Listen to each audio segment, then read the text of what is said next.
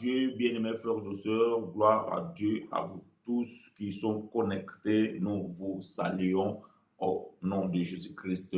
Shalom. Soyez les bienvenus dans cette école de la grâce de Dieu. Vous le savez qu'ici, bien-aimés, nous avons la liberté de pouvoir converser. Nous avons la liberté de pouvoir poser des questions. Nous avons la liberté de pouvoir s'exprimer. Et tout cela avec l'amour et le respect de chacun de nous. Bien-aimés frères et sœurs, nous allons faire la continuité de ce que nous avons commencé dimanche passé, en sachant qu'aujourd'hui, le monde chrétien religieux est en train de célébrer une fête qu'on appelle la Pentecôte. Et dimanche passé, nous avons commencé, nous avons devancé, afin que le peuple de Dieu puisse comprendre. Voyez-vous, donc, lorsque nous avions parlé de la Pâque, nous avons anticipé avant la date de la célébration religieuse de cette fête, pour que le peuple de Dieu prenne conscience de ce qui est cette fête.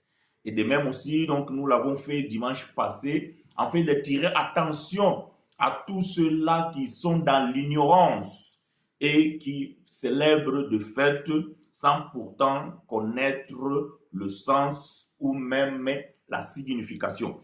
Voilà pourquoi, bien-aimés frères et sœurs, donc nous sommes là afin de pouvoir réveiller la conscience ainsi que la connaissance parmi le peuple de Dieu, à savoir que dans la Bible, il y a des choses qui ont été dites pour que cela soit accompli à une dispensation précise, et nous devons aussi savoir et pouvoir nous identifier dans quelle dispensation nous nous retrouvons aujourd'hui, et ainsi de pouvoir vivre notre foi avec l'harmonie de la dispensation de la grâce, la dispensation de la nouvelle alliance.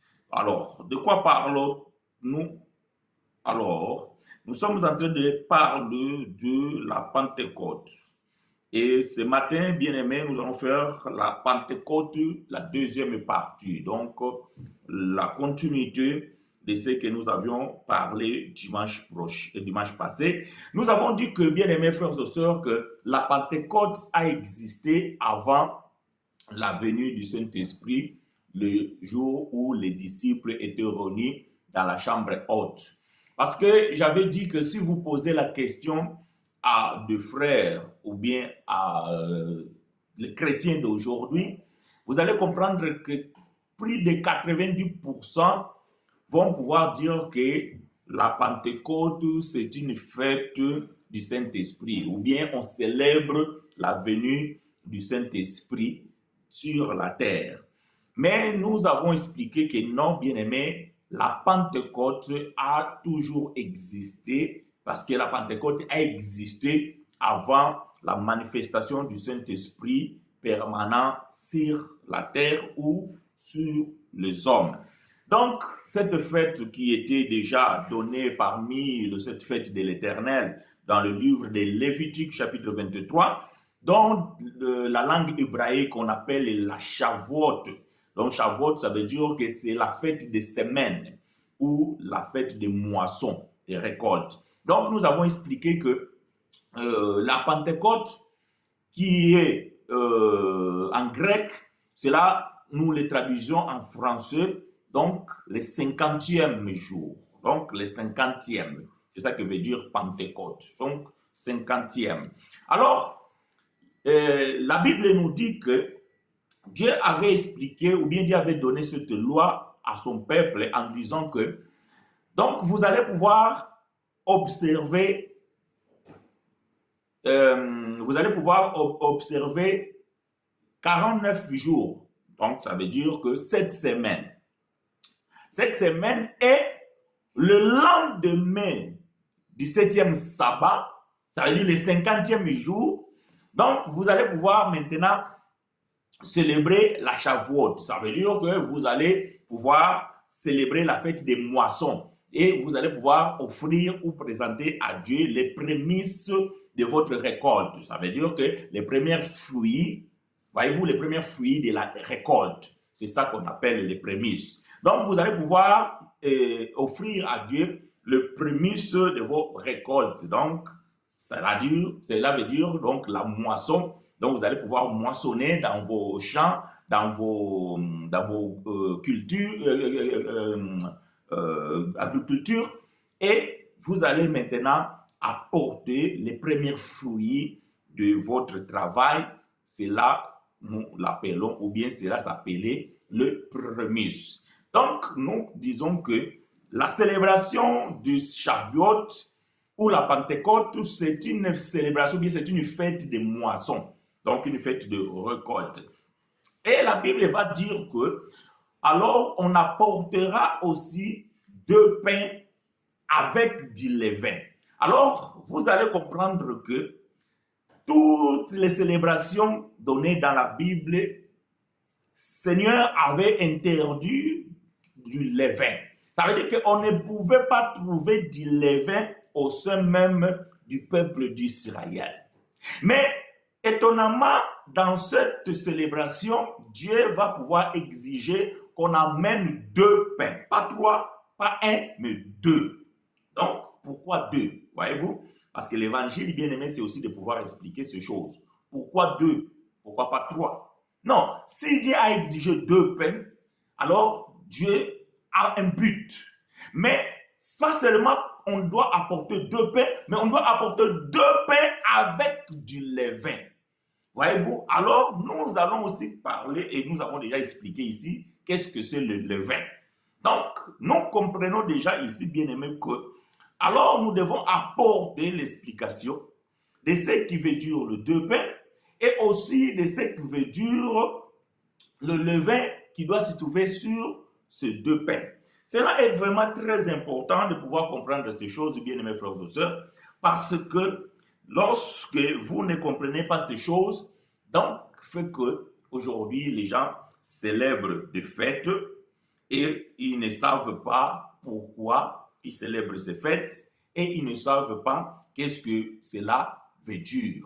Donc c'est une erreur. Voilà pourquoi donc nous sommes là pour que nous puissions pouvoir apporter la lumière aux enfants du Très-Haut. Parce que la Bible dit à la loi et au témoignage. Si on n'en parle pas ainsi, il n'y aura pas l'aurore. Voyez-vous, il n'y aura pas l'aurore. L'aurore, c'est la petite lumière qui se lève du beau matin avant que le soleil brille. Donc, c'est cette lumière. Donc, ça veut dire qu'à la loi et au témoignage, ça veut dire que lorsque nous touchons la loi, nous devons aussi toucher le témoignage et c'est alors que le peuple reçoit la lumière. Alors, bien aimé, nous allons reprendre cette lecture qui se trouve dans le livre de Lévitique, chapitre 23, afin que nous puissions continuer ce que nous avions commencé dimanche passé. Je vous invite, bien aimés frères et sœurs, de pouvoir nous aider à écrire et à noter ces choses. Lévitique, donc le 3e livre du grand prophète Moïse, donc dans son chapitre 23e, à partir du verset 14 jusqu'au verset 17. Lévitique, le 3e livre du prophète Moïse, dans son 23e chapitre, du verset 14 à 17. Lévitique, chapitre 23, verset 14 à 17. Je lis pour vous et avec vous. Vous ne mangerez ni pain,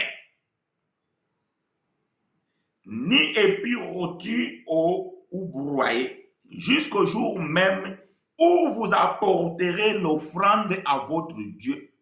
C'est une loi perpétuelle pour vos descendants dans tout le lieu où vous habiterez.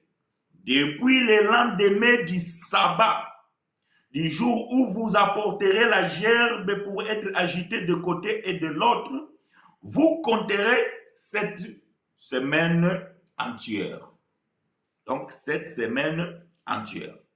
Vous compterez 50 jours jusqu'au lendemain du 7e sabbat et vous ferez à l'Éternel une offrande nouvelle.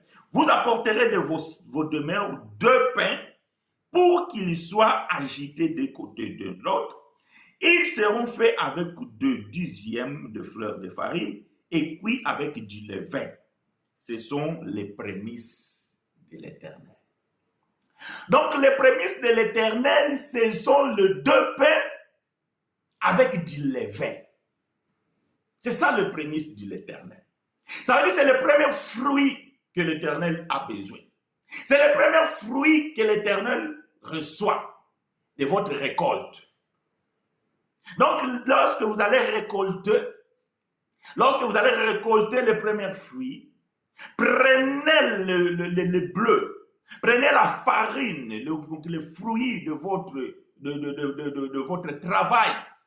Alors, faites 2 pains avec du levain et vous apporterez à l'Éternel parce que ce sont les prémices de l'Éternel.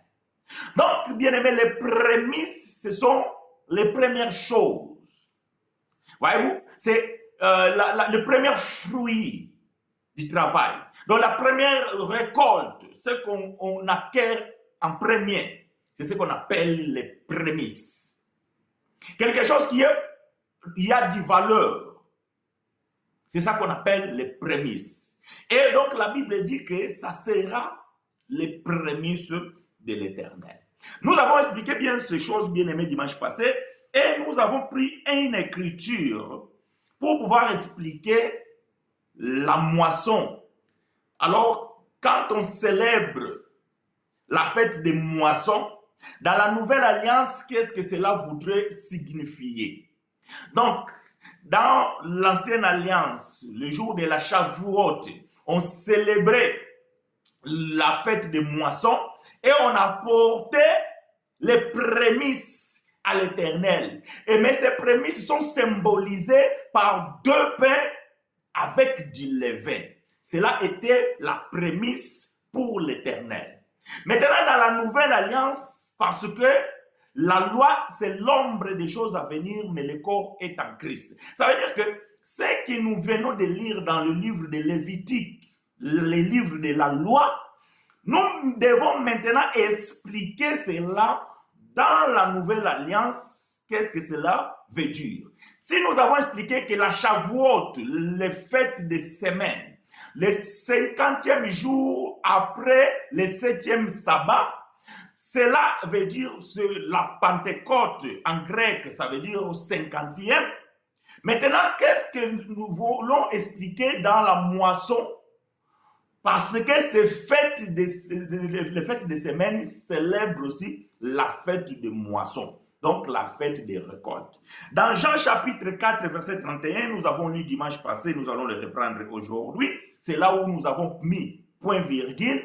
Alors nous allons reprendre sur ce point-virgule pour continuer ce que nous avons à dire aujourd'hui. Donc, je vous invite, bien aimés frères et sœurs, à pouvoir ouvrir les livres historiques et biographiques de notre bien-aimé frère Jean, dans son chapitre 4 et du verset 31 jusqu'au verset 36. Jean, chapitre 4, verset 31 jusqu'au verset 36. Je lis pour vous et avec vous. Pendant ce temps, les disciples les pressaient de manger, disant, Rabbi, mange. Mais il leur dit, j'ai à manger une nourriture que vous ne connaissez pas. Les disciples se disaient donc les uns aux autres, quelqu'un lui aurait-il apporté à manger? Jésus leur dit, ma nourriture est de faire la volonté de celui qui m'a envoyé et d'accomplir son œuvre. Ne dites-vous pas qu'il y a encore 4 mois jusqu'à la moisson? Voici, je vous l'ai dit. Levez les yeux et regardez le champ, qui déjà blanchissent pour la moisson. Celui qui moissonne reçoit un salaire et amasse des fruits pour la vie éternelle, afin que celui qui sème et celui qui moissonne se réjouissent ensemble. Que l'Éternel apporte explication à sa parole.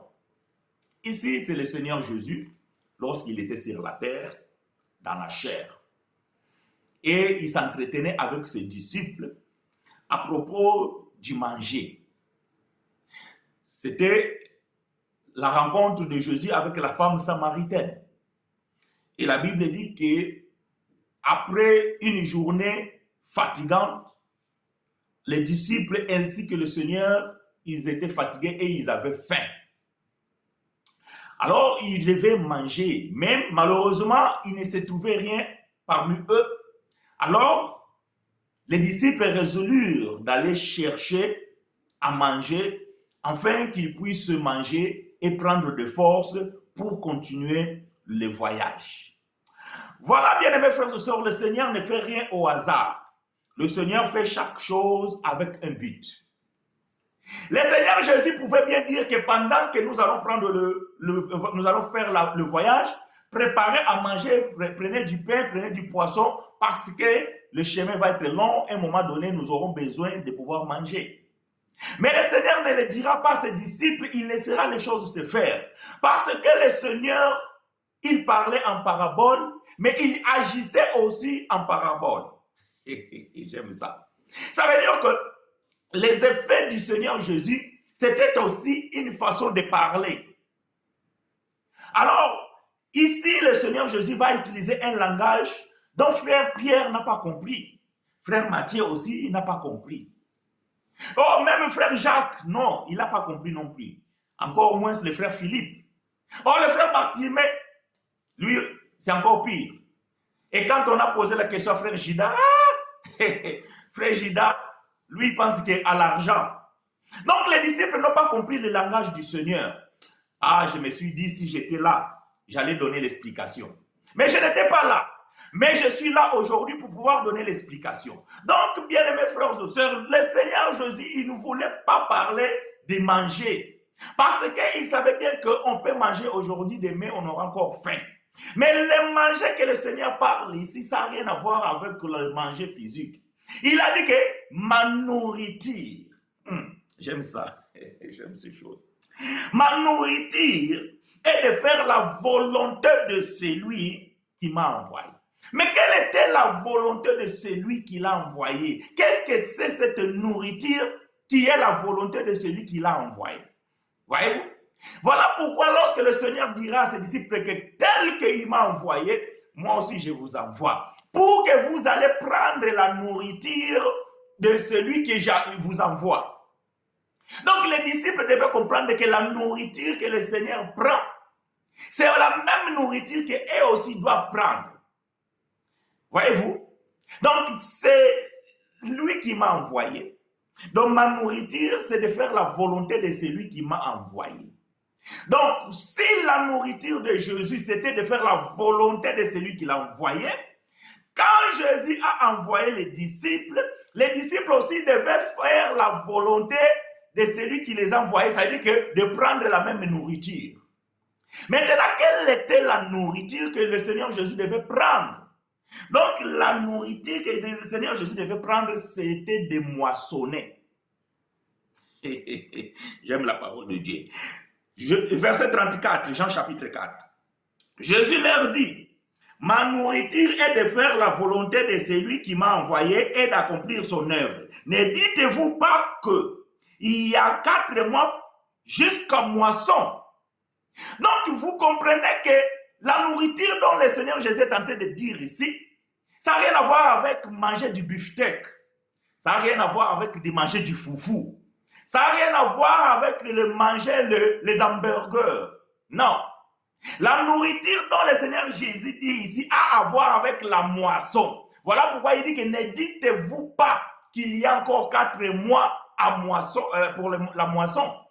Mais levez les yeux. Ah, vous devez cueillir les fruits parce que cela est la nourriture que nous devons prendre.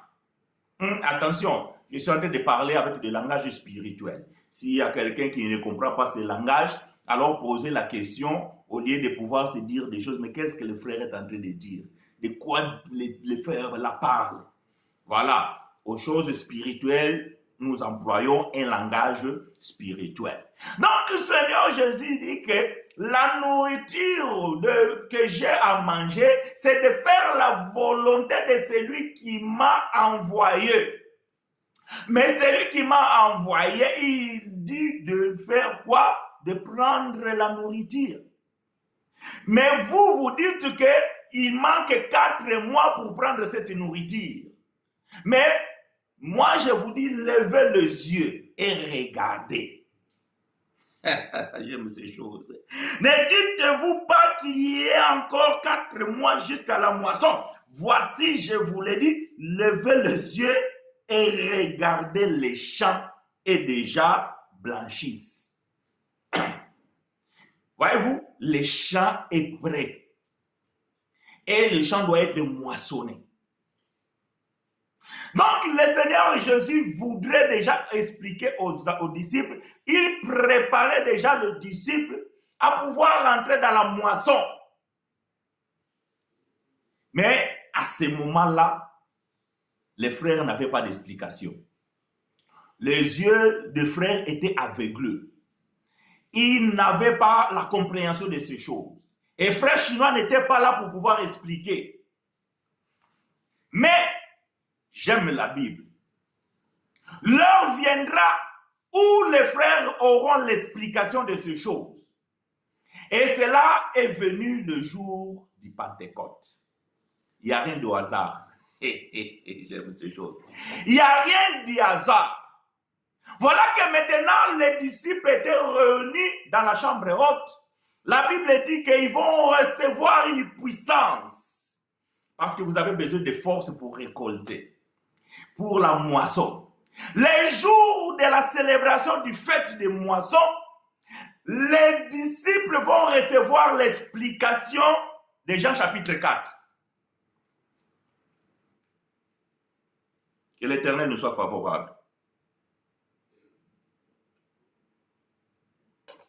Vous êtes les bienvenus dans cette école de la grâce, bien-aimés frères et sœurs. Le jour de la Pentecôte, les disciples vont recevoir l'explication de Jean chapitre 4. Et ils vont comprendre que là, la moisson dont l'Éternel nous a dit de lever les yeux, que les champs étaient déjà blanchis. Ce n'étaient pas les hamburgers. Ce n'était pas le pain qu'on est allé acheter. Voyez-vous? Ce n'était pas le pain qui est allé acheter. L'explication viendra. Parce que remarquez que bien aimé dans Jean chapitre 12, le Seigneur va dire une chose. Jean chapitre 12, prenez cette écriture. Jean chapitre 12, versets 20 à 24.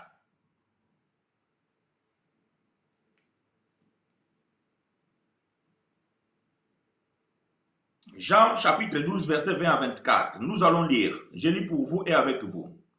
Parmi ceux qui étaient venus à Jérusalem pour adorer Dieu pendant la fête, il y avait aussi quelques personnes non juives. Elles allèrent trouver Philippe qui était de Bethsaïda en Galilée et lui firent cette demande. Nous aimerions voir Jésus. Philippe alla le dire à André, puis tous les deux allèrent ensemble et le dire à Jésus. Celui-ci leur répondit, l'heure est venue où le Fils de l'homme va entrer dans sa gloire. Vraiment, je vous l'assure, si les grains de bleu qui l'ont jeté en terre ne meurent pas, il reste un grain unique. Mais s'il meurt, il porte des fruits en abondance. J'aime ça. Je suis dans la version semeur. Donc, le jour de la fête, où tout le monde est venu pour adorer, parce que le jour de fête de l'Éternel, il y avait des Juifs de diaspora, il y avait des Juifs qui étaient déjà là, ainsi que des étrangers aussi venaient parce qu'ils voulaient aussi profiter Et c'était aussi un moment de pouvoir faire le commerce, de faire le business, de faire beaucoup de choses. Et les jours de cette fête ici-là, les non-juifs qui étaient là, ils ont entendu parler de Jésus. Ils sont allés voir les disciples. Ils sont allés voir Philippe, le frère Philippe. Et aussi le frère André. Et ils ont dit que nous voulons voir Jésus. N'oubliez pas que Jésus est venu pour son peuple. Il a été envoyé qu'aux brebis perdues de la maison d'Israël. Il n'avait rien à voir avec d'autres nations. Il n'avait rien à voir avec des non-juifs. Non, il était venu que pour brebis perdues de la maison d'Israël. Mais ce jour-là, les non-juifs voulaient les voir. Mais ils ne comprenaient pas que ce n'était pas le temps. Retenez ce que je suis en train de dire parce que vous allez comprendre la suite. Ils ne comprenaient pas que ce n'était pas le temps. Alors, André et Philippe vont aller voir le Seigneur pour dire qu'il y a des non-juifs qui veulent te voir. Il y a des non-juifs qui veulent te voir. Mais le Seigneur va pouvoir dire que si les graines de bleu qui est jeté à terre ne meurt, il restera unique. J'aime ça. Mais s'il meurt, il produira beaucoup de fruits. Et c'est à ce moment-là que vous pouvez moissonner. J'aime ça. Voyez-vous, nous voulons voir Jésus. C'était simple, le monsieur devait sortir et venir se présenter. Mais voici, qu'est-ce que vous voulez de moi? Est-ce qu'il y a-t-il un problème? Non, le monsieur n'est pas sorti pour répondre. Il va pouvoir dire aux disciples que l'heure est venue. Pendant que vous dites qu'il y a encore 4 mois pour que vous moissonnez. Mais lui, il dit que l'heure est venue. Voyez-vous, où le Fils de l'homme sera glorifié. Et si les graines de bleu, les graines de bleu, bien aimés, c'est ce que le peuple d'Israël devait récolter à la fête des moissons. Les gerbes. Voyez-vous, les blés poussent dans des gerbes. Si vous regardez dans les champs de bleu, vous allez trouver des gerbes.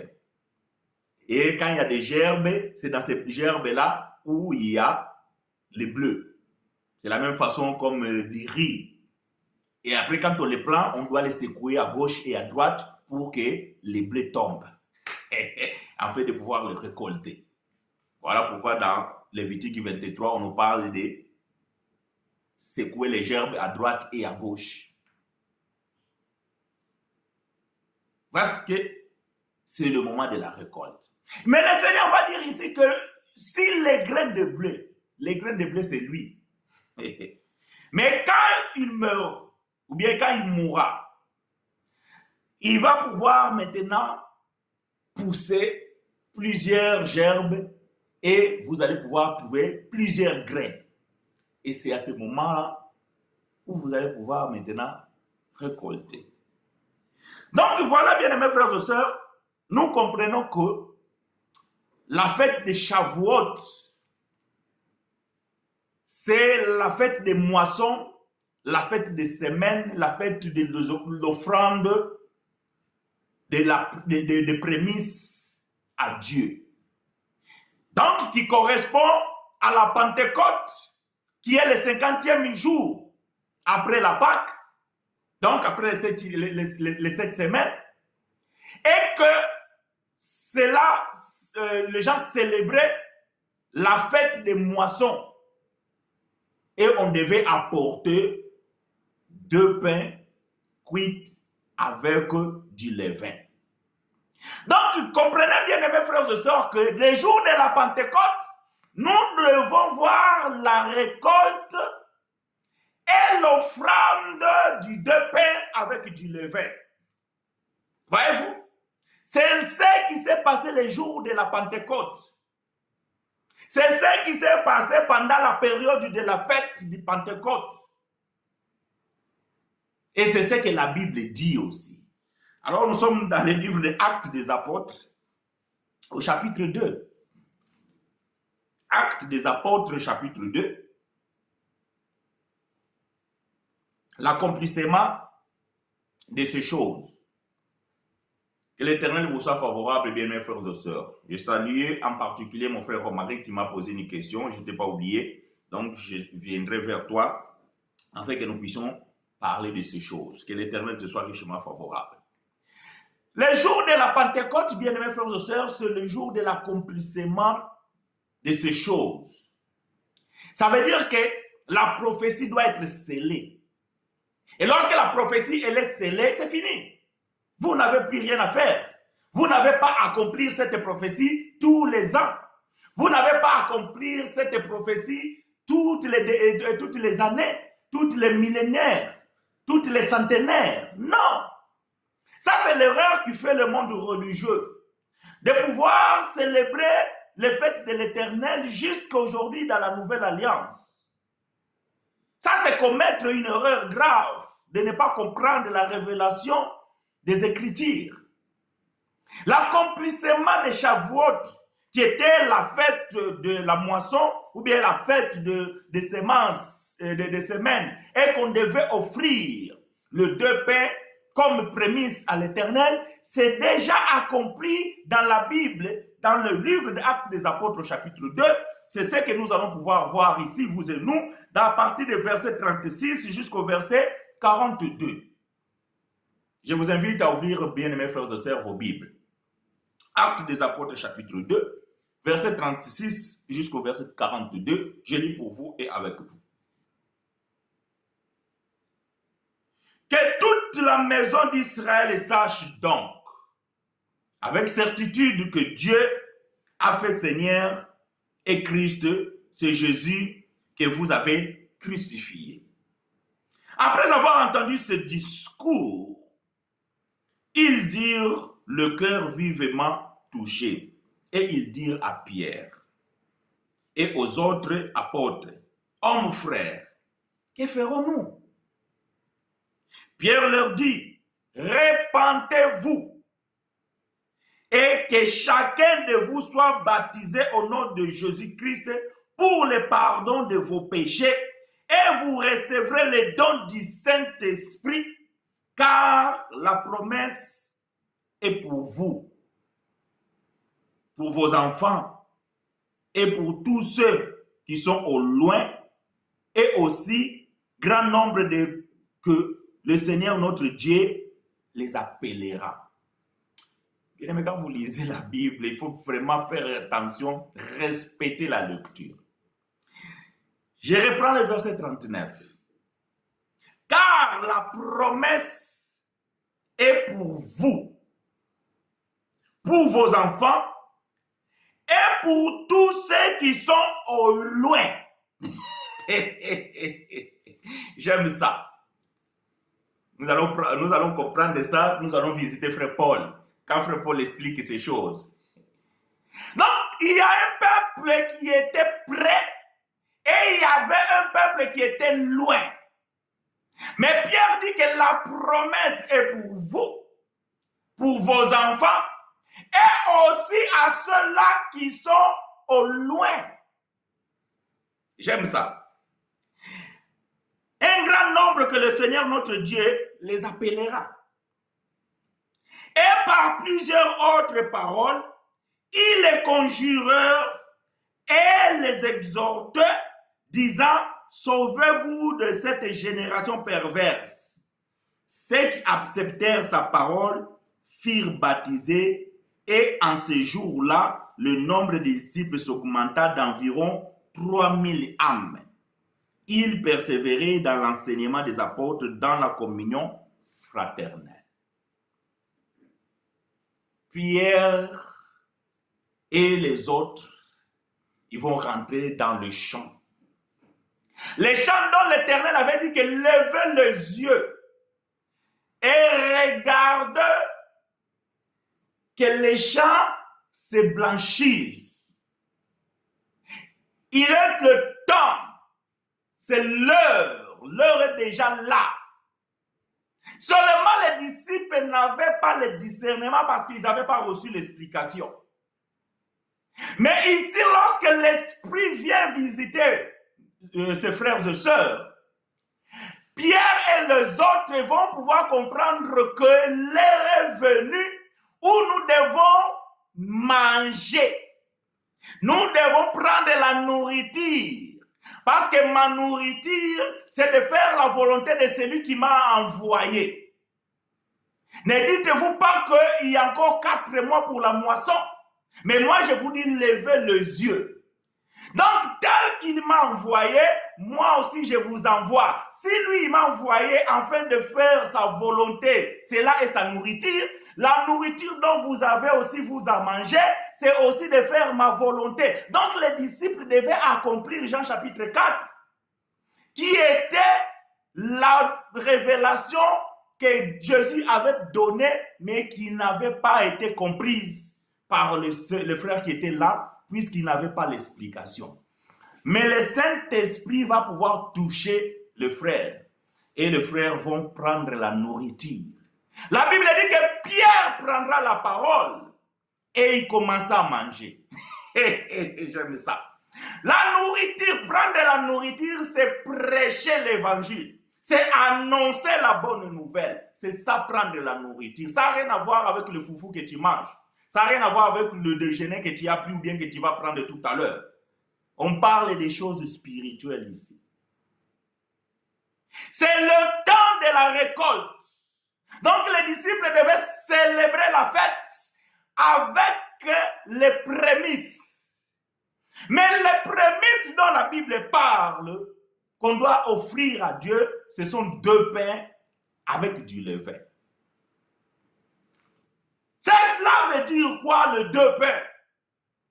Le 2 pains, bien aimé, cela veut dire tout simplement le peuple juif et le peuple non juif. Voilà le 2 pains, l'explication du 2 pains. Mais seulement ces 2 pains doivent avoir du levain. Donc, nous avons déjà expliqué ici que le levain, c'est l'enseignement des pharisiens. Donc ça, c'est une autre partie de l'ombre. Mais nous avons aussi dit que l'hypocrisie des pharisiens, qui est l'iniquité, c'est aussi le levain que Jésus avait dit à ses disciples de faire attention. Donc nous comprenons que l'iniquité, nous comprenons que les péchés, l'imperfection, c'est aussi du levain. Donc on devait offrir à Dieu 2 pains avec du levain. Donc il y a 2 peuples imparfaits dont l'Éternel devait recevoir comme les prémices de ses récoltes. Est-ce que je me fais comprendre? Si je vais trop vite, faites-le moi savoir afin que je puisse me ralentir. Et je pense que c'est compréhensible.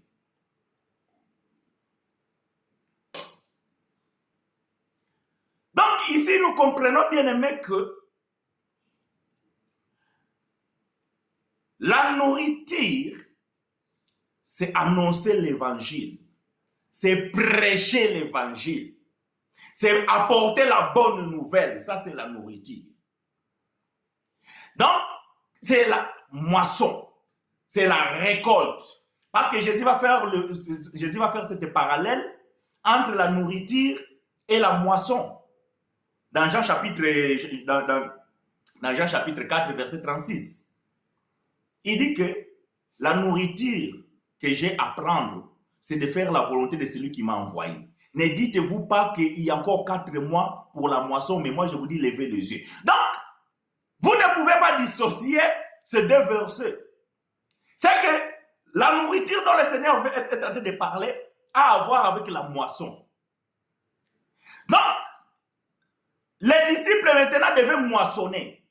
Or, pour moissonner, vous devez jeter la faucille. Donc, jeter la faucille, ça veut dire que c'est donner l'évangile. Et dans cet évangile, ou bien dans cette récolte-là, vous allez récolter et vous allez offrir à Dieu 2 pains avec du levain. Et nous avons expliqué que les 2 pains, c'est le peuple juif et le peuple non juif. Écoutez ce que Paul va dire dans Romains chapitre 1, verset 16. Romains chapitre 1, verset 16. Je suis dans la version sommaire.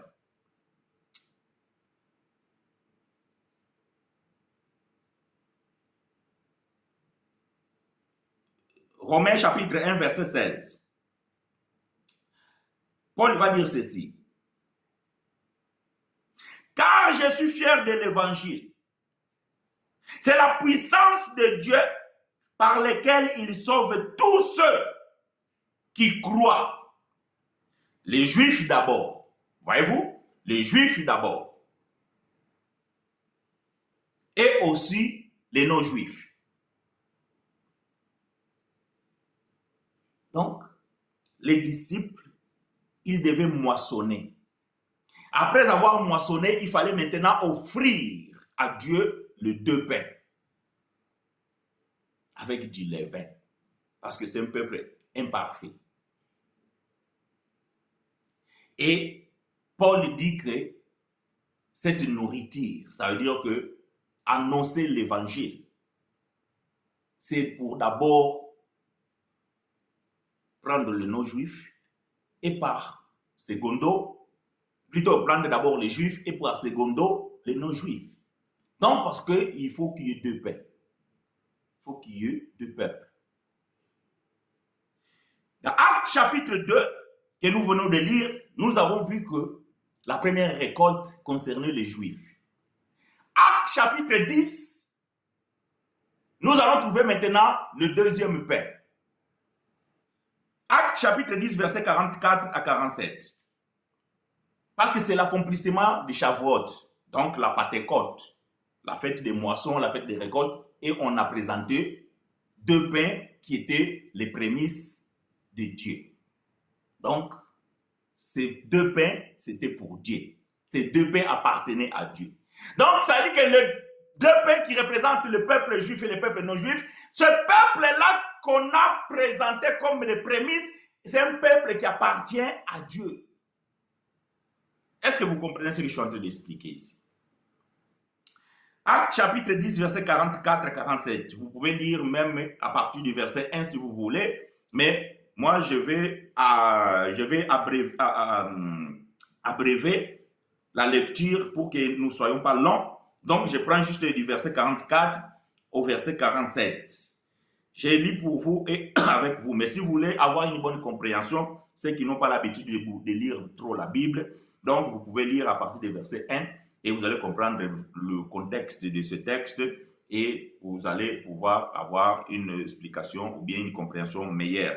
Mais pour ceux qui ont l'habitude de lire la Bible, donc qui connaissent cette histoire, alors moi je vais lire les trois versets qui me concernent, ou plutôt que je vais expliquer. Donc, Actes chapitre 10, verset 44 au 47. Je lis pour vous et avec vous. Comme Pierre prononçait encore ce mot, le Saint-Esprit descendit sur tous ceux qui écoutaient la parole. Tous les fidèles circoncis, ça veut dire les Juifs, qui étaient venus avec Pierre, furent étonnés de ce que le don du Saint-Esprit était aussi répandu sur le païen, c'est-à-dire que les non-juifs. Car ils entendaient parler en langue et glorifier Dieu. Alors Pierre dit, peut-on refuser l'eau du baptême à ceux qui ont reçu le Saint-Esprit aussi que nous? Donc, Pierre, il va continuer la moisson. Et ici, maintenant, il va toucher les non-juifs.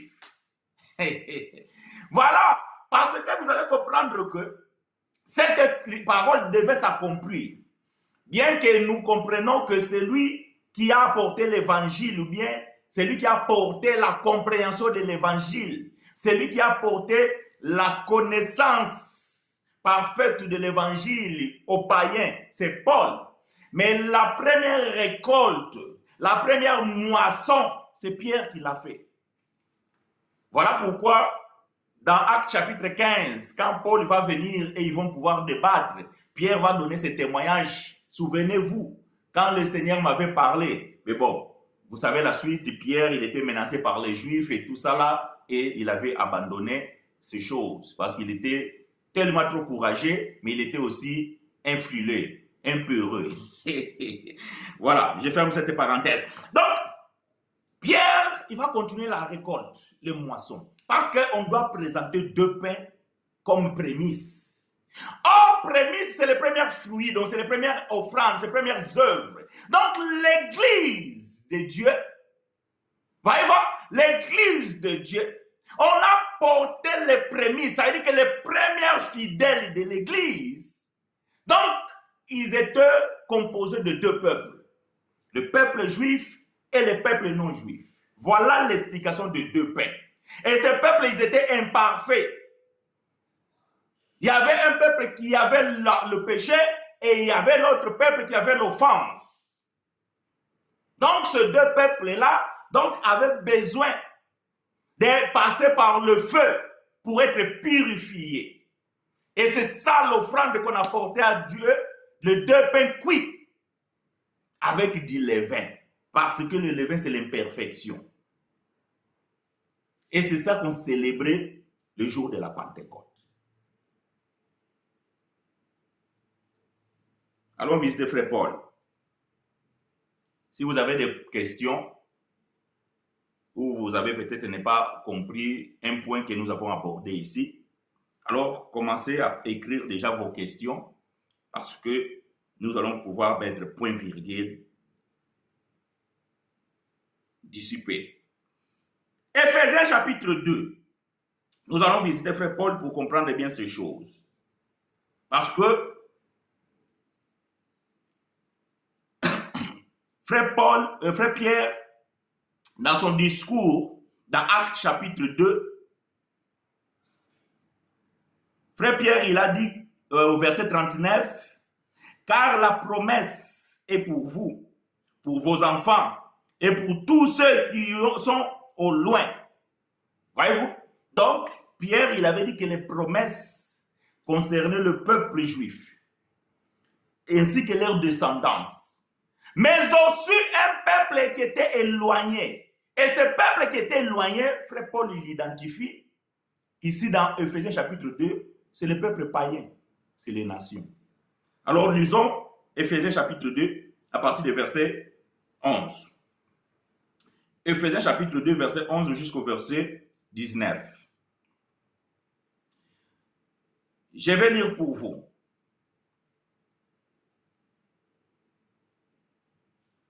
Et avec vous. Éphésiens chapitre 2, verset 11 à 19. C'est pourquoi,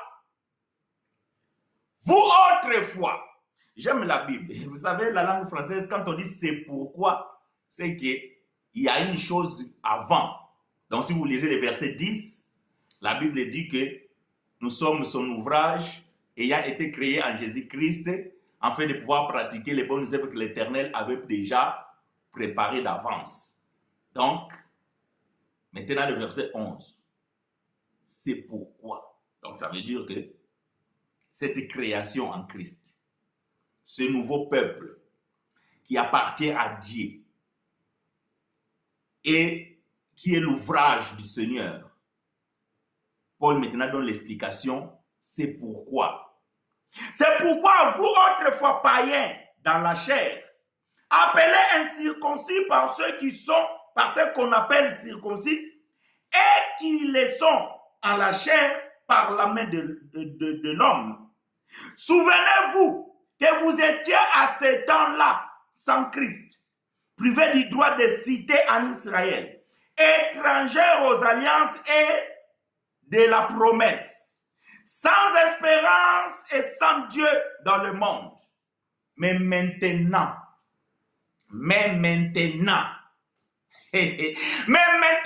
ce n'est pas aujourd'hui. Vous êtes en train de fêter aujourd'hui la fête des récoltes. Vous êtes en train de dire la Pentecôte. Bon, d'ailleurs, ils vont vous dire que c'est la fête du Saint-Esprit, c'est la visite du Saint-Esprit. Non, nous donnons l'explication de ce qui est Pentecôte. Mais maintenant, le maintenant là, ce n'est pas aujourd'hui que vous devez aussi répéter ça aujourd'hui. Oh, vous allez comprendre aujourd'hui, dans les églises, ils vont chanter comme les jours de Pentecôte, l'Esprit descend sur nous. Bien aimé, les jours de Pentecôte, c'était l'accomplissement de la loi. Et donc, lorsque la prophétie est accomplie, c'est fini. Elle est consommée. Vous ne pouvez pas répéter. La Bible n'a pas dit que vous devez répéter cette prophétie tous les ans dans la nouvelle alliance, non. Parce que la grâce explique l'ancienne alliance. À la loi et au témoignage, ces choses étaient l'ombre des choses à venir, mais le corps est en Christ. Donc aujourd'hui, vous êtes en train de chanter comme le jour de Pentecôte, Esprit descend sur nous. C'est que vous êtes en train de nous dire que le Saint-Esprit n'est pas avec vous. Et que vous êtes encore sous la loi. Voilà, maintenant vous allez invoquer, vous allez inviter, comme le jour de la Pentecôte. Donc vous devez moissonner, vous devez apporter les premières prémices à Dieu. Non, les prémices de Dieu ont déjà été données. Cette offrande a été donnée, ce sont les premières convertis, ce sont les premiers membres qui ont été présentés à Dieu et qui forment l'église de Christ. Aujourd'hui, vous ne pouvez pas présenter encore du moisson. Vous ne pouvez pas présenter encore à Dieu une offrande comme la prémisse. Non, ça n'a pas de sens. Si vous avez des enfants, vous avez un premier enfant. Cet enfant, il est premier, c'est fini. Donc, tous ceux que vous allez voir après ne seront jamais aînés, ne seront jamais des premiers enfants. Jamais. Parce qu'il y a déjà eu cet événement de premier enfant. Donc, le reste peuvent dire, oui, moi, tout ça, tu es toujours deuxième ou toujours troisième. Comme dit un peuple, à jamais les premiers. Quand vous êtes à jamais les premiers, ça restera à jamais les premiers. C'est fini. Voyez-vous? Maintenant, quand vous allez dire comme les jours de Pentecôte, donc on doit encore trouver un peuple nouveau. Shalom et bonjour, mon bien-aimé. La Pentecôte a existé depuis l'ancienne alliance, donc cela signifie que la grâce aussi a été manifestée depuis l'ancienne alliance. Que l'Éternel te soit favorable, bien-aimé ma sœur Ina. Bon, c'est une question tellement pertinente que nous allons essayer de comprendre la question pour pouvoir répondre. La grâce étant la faveur de Dieu a existé depuis l'ancienne alliance. Je parle bien. La grâce étant que la faveur de Dieu a existé depuis l'ancienne alliance. Par contre, la grâce étant dispensation, elle commence avec la nouvelle alliance. Donc, ça, c'est clair. Donc, la Pentecôte, c'est l'accomplissement. Mais on n'oublie pas que la grâce est une promesse que Dieu avait déjà donnée, que cela devait s'accomplir à un homme. Voilà pourquoi on dit que la loi a été donnée à Moïse, la grâce et la vérité est venue avec Jésus-Christ. Donc la grâce étant que la faveur de Dieu, cela a été manifesté depuis l'ancien temps. Mais la grâce étant que la dispensation, elle commence avec la nouvelle alliance. Voilà pourquoi dans la loi de la première mention, donc ceux qui font la théologie, ils connaissent cette loi, ça veut dire que pour la première fois que le mot ou bien le terme apparaît dans la Bible, elle vous donne le sens même de la chose. Ça veut dire que si vous lisez dans la Bible sauver, allez voir la première fois que le mot sauver est apparu, vous allez comprendre le sens même de ce mot sauver. Et quand vous lisez la Bible, pour toute première fois que le mot grâce apparaît dans la Bible, Genèse chapitre 6. Bon, je ne sais pas si je vais trouver le verset. Permettez-moi que je lise rapidement. c'est là. Nous sommes dans le livre de la Genèse, pour la première fois que le mot grâce va apparaître. Et cela nous donne même le sens de pouvoir comprendre ces choses. Genèse chapitre 6, verset 8. Mais je vais lire verset 7 d'abord. Genèse chapitre 6, verset 7 et 8. Je lis pour vous. Dans toute la Bible, pour la première fois, le mot grâce apparaît dans la Bible. L'Éternel dit, j'exterminerai de la face de la terre l'homme que j'ai créé, depuis l'homme jusqu'au bétail, aux reptiles et aux oiseaux du ciel, car je me répands de les avoir faits. Donc Dieu s'est répandu plutôt d'avoir créé l'homme et les animaux, parce que la méchanceté, le mal est monté dans le cœur de l'homme jusqu'à aller toucher le Seigneur. Et Dieu dit pour ôter le mal, je dois ôter l'homme. Parce que si je ôte l'homme, il n'y aura plus de mal. Parce que c'est lui qui commet le mal, c'est l'homme. Ce n'est pas la nature. Ce n'est pas le monde que j'ai créé, mais c'est l'homme. Alors je vais exterminer l'homme. Donc je vais en finir avec cette créature. Oh Dieu! Mais quel sera ton sens si tu détruis le monde? Si tu en finis avec les hommes? Maintenant, quel sera de toi Dieu? Qui va te glorifier? Qui donnera le sens même de ton existence? Dieu dit non, je dois préserver quelques-uns. Parce que, bien aimé, ce n'est pas que ce que Dieu va préserver, ils étaient mieux que les autres. Non, ils étaient tous pareils. Les hommes, tous les hommes étaient pareils. Mais ce qui fera que une portion de l'humanité va être sauvée, c'est la grâce. Verset 8. Mais Noah trouva grâce. Voilà pour la première fois le mot grâce apparaît dans la Bible. Maintenant, quand vous lisez le contexte, cela vous donne même le sens de la grâce.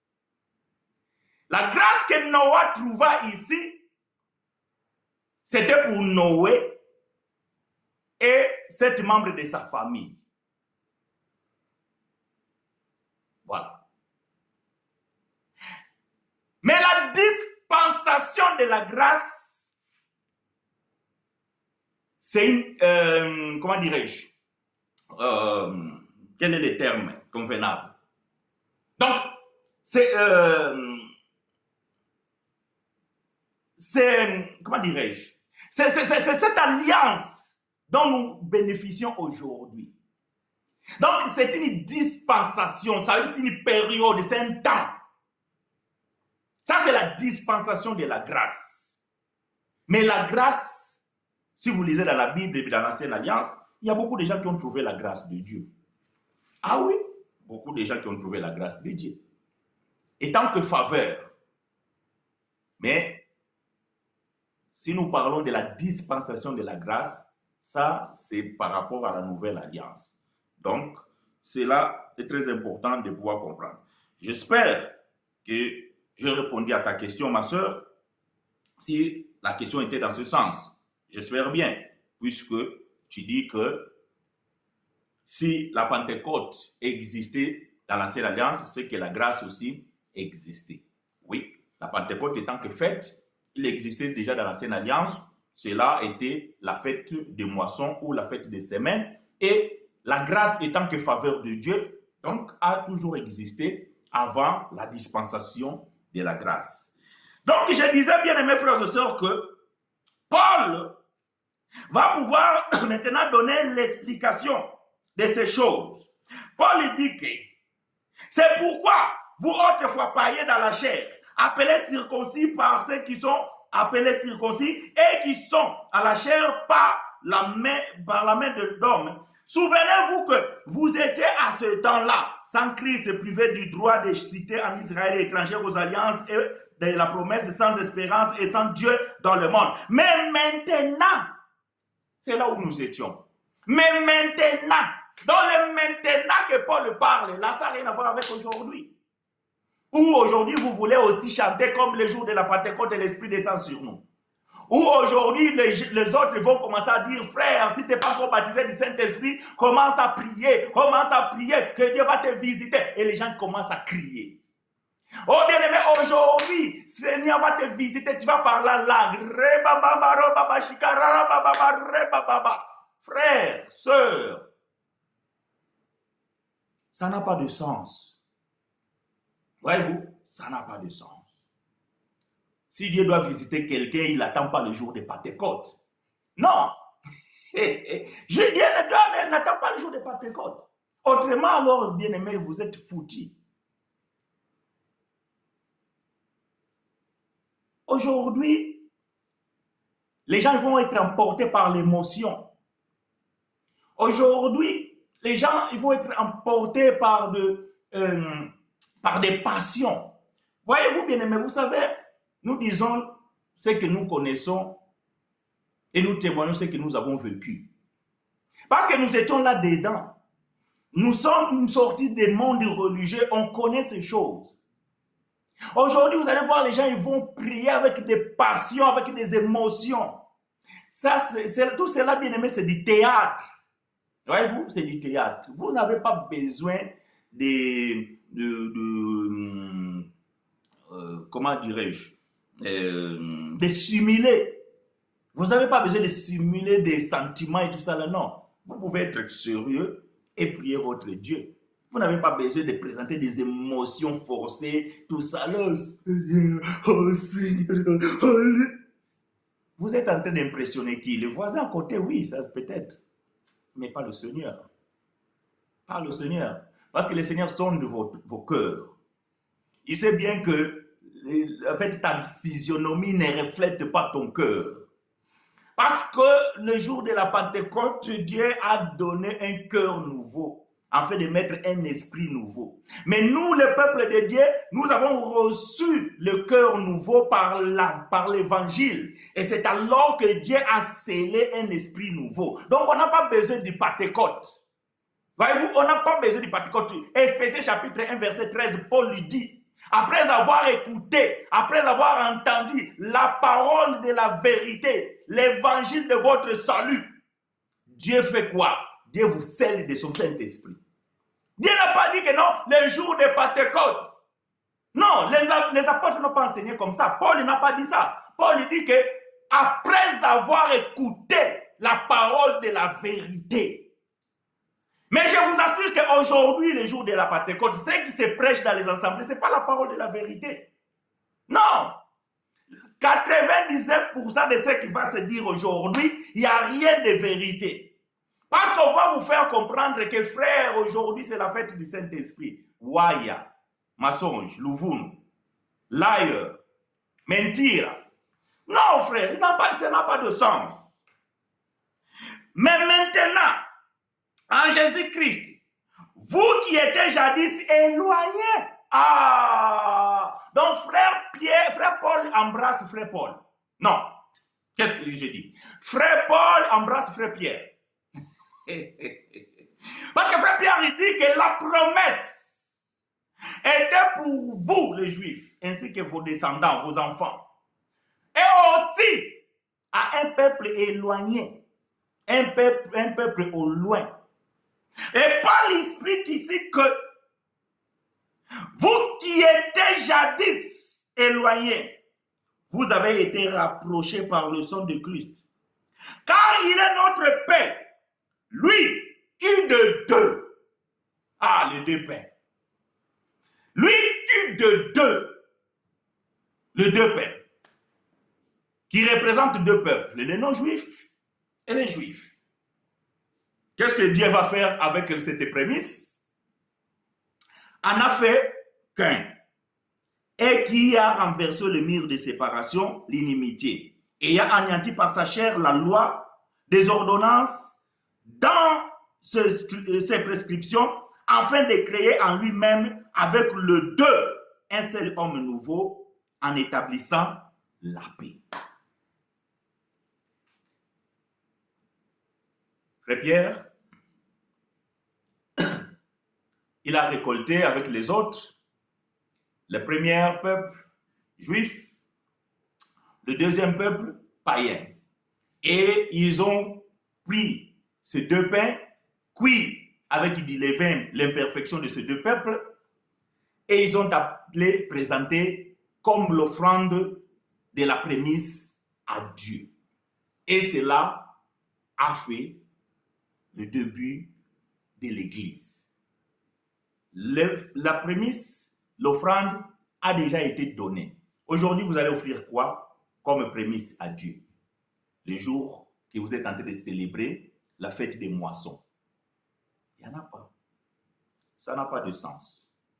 Vraiment, frères et sœurs, je suis désolé de pouvoir dire à ces bien-aimés-là que vous avez tort de ne pas comprendre la révélation de l'Évangile parce que vous ne voulez pas apprendre et parce que vous êtes têtus et parce que vous pensez et vous croyez être dans le vrai.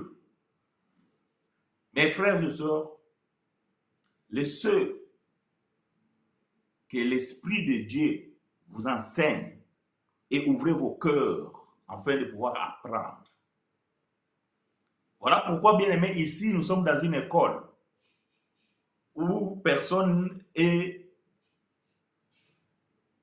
plus intelligent que l'autre, ou quelqu'un qui a le monopole de la connaissance. Mais nous apprenons avec le Saint-Esprit et nous faisons de sorte de pouvoir sortir de nos têtes les forteresses religieuses et embrasser la révélation de l'Évangile, qui est l'Évangile de la grâce de Dieu. Il est venu annoncer la paix à vous qui étiez loin et la paix à ceux qui étaient près. Éphésiens chapitre 2, verset 17. Car par lui, verset 18, nous avons les uns et les autres accès auprès du Père dans un même esprit.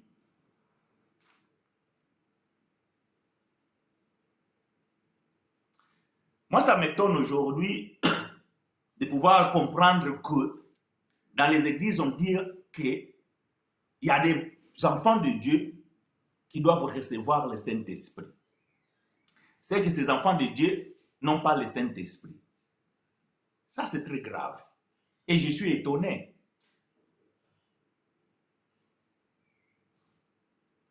Je suis étonné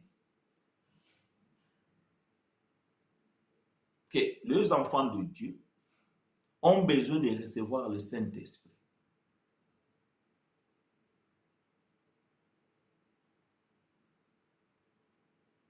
Il y en a qui vont dire que, frère, les jours du Saint-Esprit, on reçoit le baptême de feu.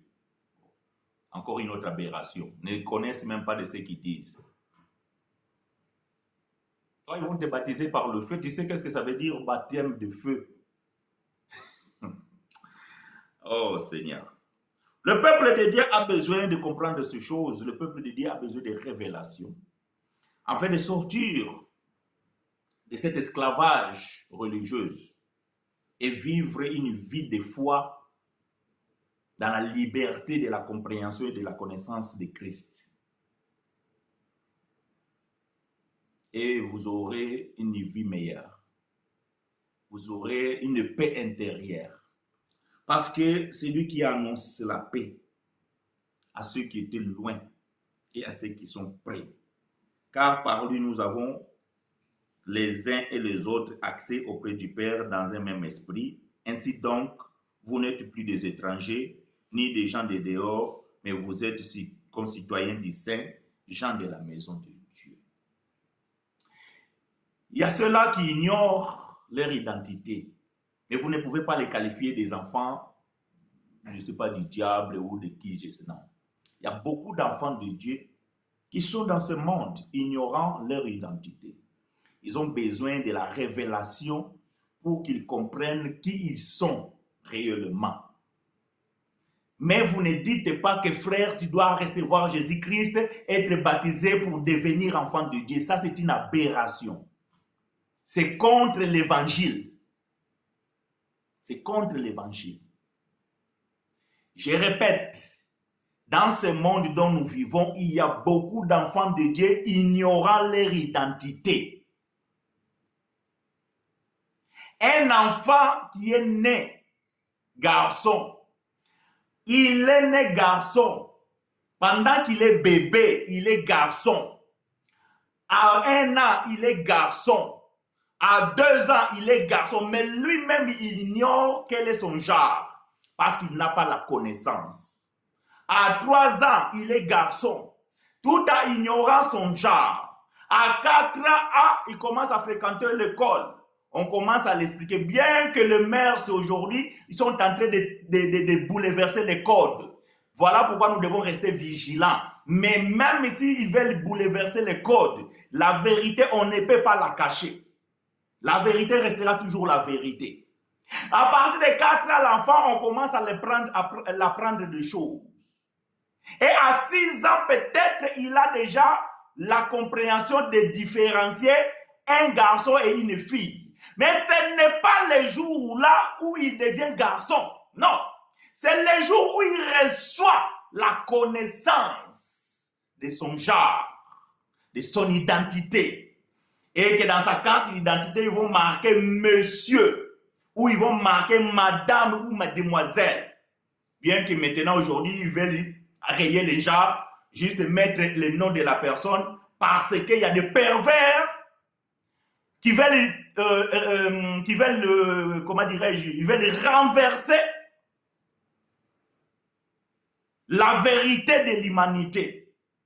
Et ils veulent inventer des choses à tout genre pour s'échapper à la vérité. La vérité est qu'il y a un mâle et il y a une femelle. Ça, c'est la vérité. Point barre. L'enfant, il comprend que dans sa carte d'identité, c'est marqué monsieur ou madame ou demoiselle. Parce qu'il est de genre féminin ou de genre masculin. Mais ce n'est pas le jour qu'il devient garçon. Non. C'est de la même manière beaucoup d'enfants de Dieu qui sont en train de vagabonder par-ci, par-là. Ils ont besoin de l'évangile pour recevoir la révélation de leur réelle identité. Mais ce n'est pas le jour où ils reçoivent la révélation qu'ils deviennent des enfants de Dieu. Non. Ça, ce n'est pas comprendre l'évangile quand on dit ces choses comme ça. La réalité est qu'ils sont des ignorants. Pourquoi ils sont des ignorants? Parce que le monde religieux les a fait croire que vous devez croire à Jésus-Christ et vous faire baptiser et devenir enfant de Dieu. Parce que Jean chapitre 1, verset 12 vous le dit. Mais Jean chapitre 1, verset 12, nous sommes dans la loi. Nous sommes dans la loi. Un peuple qui était dans le péché, un peuple qui était dans la transgression, devait être adopté. Voilà pourquoi Paul va dire que afin de nous avoir adoptés. Mais qui a été adopté? C'est lui qui a connu la loi, parce que dans la loi, Dieu n'avait pas d'enfants. Voilà pourquoi ils sont devenus des enfants adoptifs. Mais toi et moi, nous sommes des enfants légitimes. Pourquoi? Parce que le Seigneur Jésus, le bleu, est tombé dans la croix. Il est rentré dans la terre. Lorsqu'il est sorti, et il a produit beaucoup de bleus. Et cela, bien-aimé, fait que tous ceux qui sont nés dans la nouvelle alliance après la crucifixion sont nés enfants de Dieu. Ils ne peuvent pas en devenir. Ceux qui sont nés avant, et ils devaient en devenir et être adoptés par Dieu. Je donne l'écriture parce qu'il y a beaucoup de gens, frère n'a pas donné l'écriture, il a dit des choses. Galates chapitre 4. Quand vous lisez bien la Bible, frère, vous n'aurez pas de problème. Galates chapitre 4, versets 4 et 5.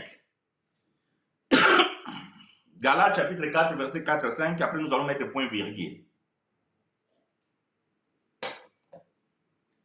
Je lis pour vous et avec vous.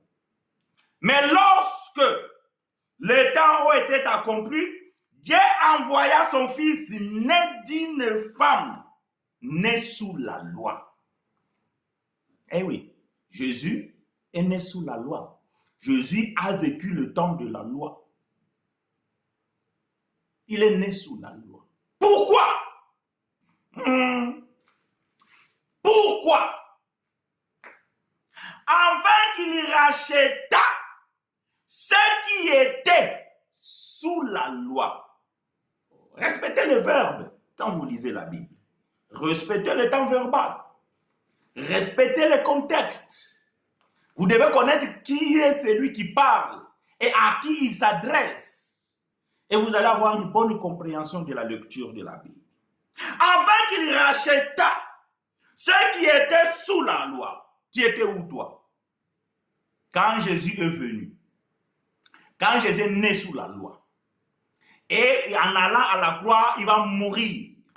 Et il va racheter ceux qui étaient sous la loi. Toi, tu étais où? Moi, j'étais où? À l'éternité.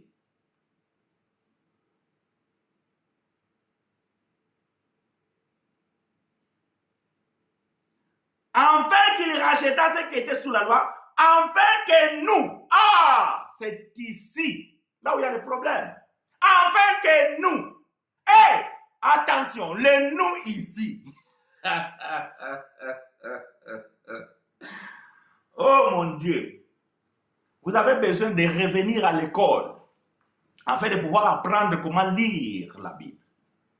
Le nous ici, c'est Paul et ses contemporains. Nous n'allons pas nous lasser à vous le dire. Nous n'allons pas nous fatiguer à vous le répéter. Quand vous lisez la Bible, attention avec des pronoms.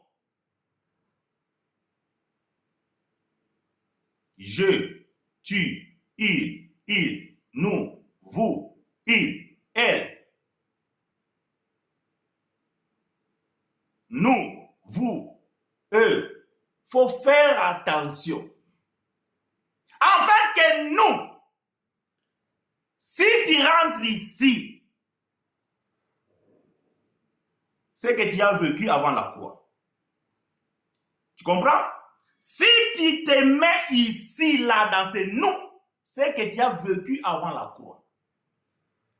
Mais comme toi et moi, nous n'avons pas, ou bien nous n'étions pas là, et que nous n'avons pas vécu ce temps-là, nous ne pouvons pas nous introduire ici. Et c'est alors que Paul lui dit que, afin que nous restissions l'adoption. Pourquoi? Parce qu'ils étaient des hommes sans identité. Parce que la première révélation de la venue de Jésus, c'est de révéler la paternité de Dieu. Que Dieu n'est pas seulement un créateur, mais il est aussi un père. Voilà pourquoi la Bible dit, Dieu a étant aimé le monde, il a donné son fils unique. Voilà qu'aujourd'hui, il y a encore des prédicateurs qui parlent de Jésus étant fils unique. Ça n'a pas de sens. Jésus était fils unique. Dès lors, il est passé à la croix et il est ressuscité. Il ne reste plus fils unique, bien qu'il est la prémisse, il est le premier, mais il n'est plus unique. Parce que par sa résurrection, Dieu a adopté ceux qui étaient sous la loi et ceux qui naissent après cet événement sont nés enfants de Dieu. Maintenant, prenez Jean chapitre 1, verset 12. Regardez s'il est dans quel côté. Il est dans le côté de la loi ou il est dans le côté de la grâce. Il est dans le côté de la loi parce que Paul vient de dire que Jésus est né sous la loi. Donc, quand Jésus est venu, il était sous la loi. Jean chapitre 1, donc c'est sous la loi. Ce n'est pas compliqué. Mais comme vous ne voulez pas comprendre ces choses, têtu que vous êtes, donc vous continuez à croire dans vos mauvaises lectures de la Bible. La Bible dit à tous ceux qui l'ont reçu, il a donné le pouvoir de devenir enfants de Dieu. Donc, voilà pourquoi vous devez les recevoir, afin que vous pouvez pouvoir recevoir le pouvoir et que vous deveniez des enfants de Dieu. Mais nous, non, nous sommes nés enfants de Dieu. dans l'ignorance, sans pourtant connaître et savoir notre identité. Mais lorsque l'évangile est venu, il s'est révélé à nous, nous avons compris que nous avons toujours été enfants de Dieu, mais que nous étions donc dans l'esclavage de la religion, dans le vagabondage du monde, dans l'ignorance et de la connaissance de la vérité de l'évangile. Voilà pourquoi nous avons subi des conséquences et que parfois certaines de ces conséquences ont été désastreuses.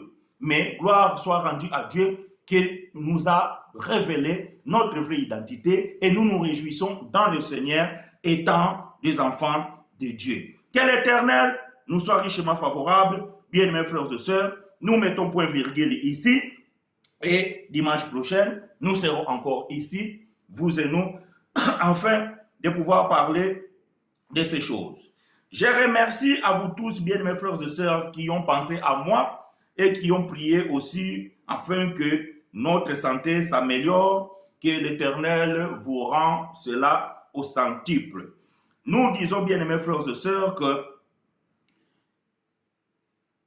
ceux-là qui ont des questions et qui peut-être n'ont pas compris une chose ici, qui n'aiment pas se manifester à poser des questions, vous pouvez toujours poser vos questions sur WhatsApp, sur Instagram, non, je ne suis pas là, sur Telegram, ou par mail, ou même par le commentaire, par message. Donc, vous pouvez toujours poser votre question et nous allons pouvoir les recevoir et pouvoir répondre. Bien que parfois nous ne sommes pas trop actifs dans certaines plateformes, vraiment, je regrette surtout tous ceux-là qui me suivent sur YouTube et que vous posez des questions. Vous allez remarquer parfois, je vous réponds tardivement, parfois même je ne réponds pas, parce que je ne suis pas trop actif en fait dans ces plateformes, parce que déjà, donc, le téléphone que j'utilise pour YouTube, ce n'est pas un téléphone que j'utilise dans mon quotidien.